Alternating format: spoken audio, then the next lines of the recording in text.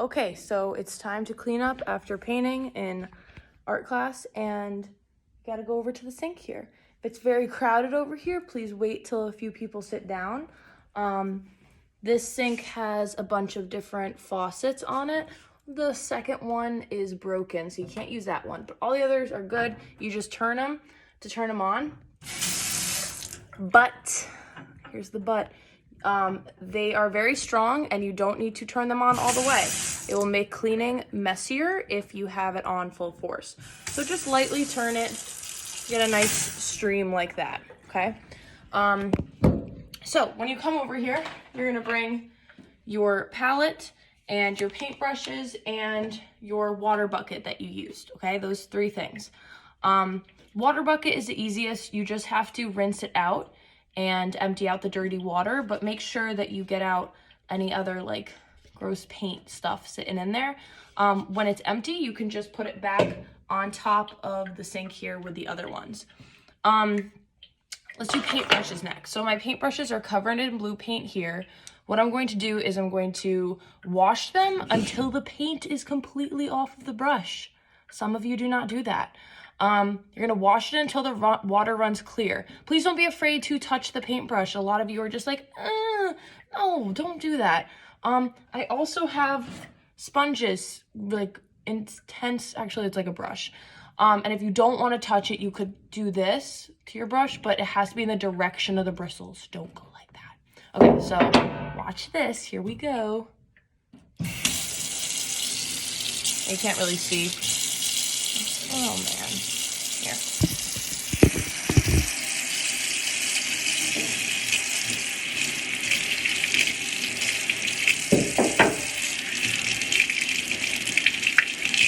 All right, looking good. So, clean paintbrushes, happy paintbrushes. So now these paintbrushes are going to go right here. Looks backwards, but it says clean brushes. And very important, before you do that, you have to reshape the bristles, especially with this kind of brush. You're just gonna take your fingertips and reshape them because sometimes they are messy like this. And if you leave it like that, it will dry like that. And then the paintbrush does not live as long as it should. So you're just going to reshape it while it's still wet and put it in the tin. The other thing to note is not to put them bristle side down into the tin. That also destroys the bristles.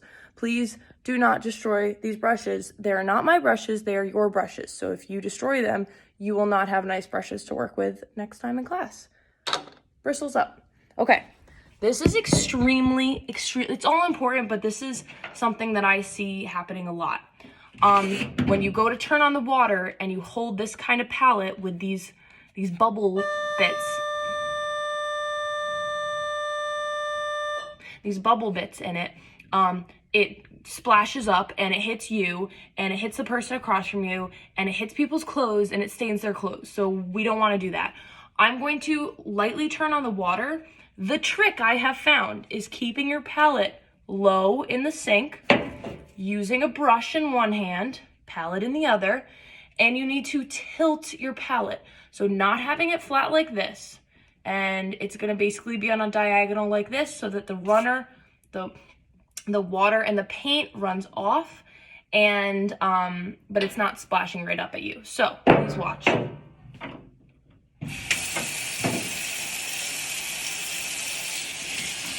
Oh, perfect. I'm not splashing anybody.